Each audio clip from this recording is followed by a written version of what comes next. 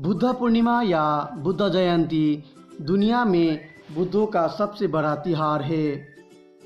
बुद्ध पूर्णिमा के दिन ही भगवान बुद्ध का जन्म हुआ था और यही उनकी ज्ञान प्राप्ति और मृत्यु का दिन है।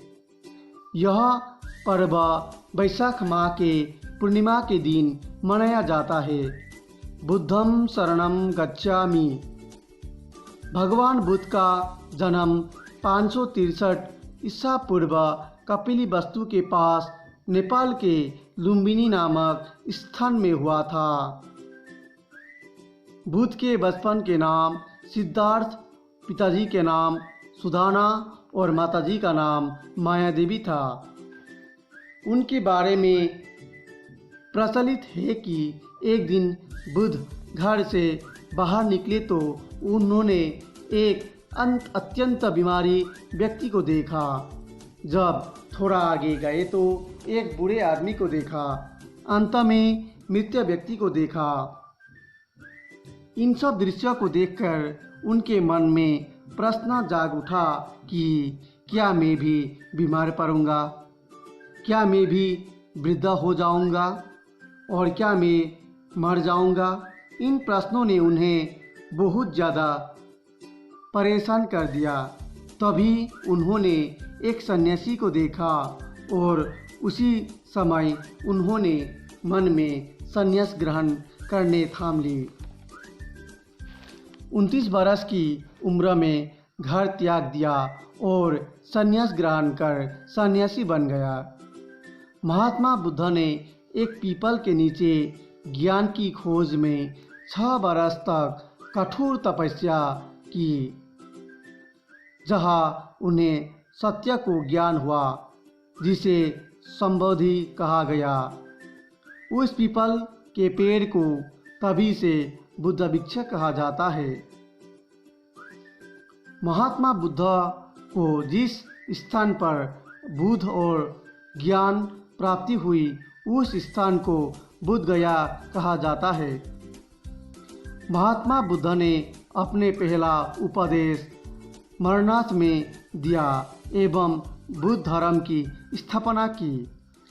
483 ईसा पूर्व में कुशीनगर में वैशाख पूर्णिमा के दिन अमृत आत्मा मानव शरीर छोड़कर ब्रह्मांड में लीन हो गए। इस घटना को महापरिनिर्वाण को कहा जाता है। बुद्ध ने सार अर्थ सत्य को उपदेश दिया है और बुद्ध धर्म के अनुसार 4 मुख्य सत्य को हमेशा याद रखना चाहिए। ये सच्चाई है बुद्ध के आधार है, जो ही संसार में दुख है। दुख का प्रमुख कारण तृष्णा, तीव्र इच्छा है। दुख को समुदाय है। दुख से बचने के उपाय है दुख की संपत्ति के लिए सद्मार्ग से परिचित होना चाहिए, जिसे बुद्ध ने अष्टांगिक मार्ग कहा है, जिसमें उन्होंने 8 बातों को सम्मिलित किया है। जैसे कि 1 नंबर में है सम्यक दृष्टि, 2 सम्यक संकल्पा, 3 सम्यक वचन, 4 सम्यक कर्मठ, सम्यक आजीव, सम्यक व्यायाम, सम्यक स्मृति और सम्यक समाधि। भगवान बुद्ध की अनुसार पवित्र जीवन बीतने के लिए मनुष्य को दोनों प्रकार की अति से बचना चाहिए। ना तो उग्र तप करना चाहिए और न ही सांसारिक सुखों से लगी रहना चाहिए। उन्होंने मध्यम मार्ग की महत्व पर बल दिया। बुद्ध ने आत्मा और ईश्वर दोनों को नहीं माना वे हमेशा अपने को कहा करते हैं कि उन्होंने नया धर्म की स्थापना नहीं की है। यह धर्म हमेशा से चला आ रहा है।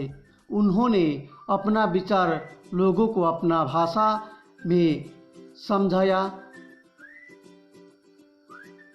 महात्मा बुद्ध ने बुद्ध की स्थापना की, जिनमें सभी सत्यों की पुरुष एवं महिला को प्रवेश दिया।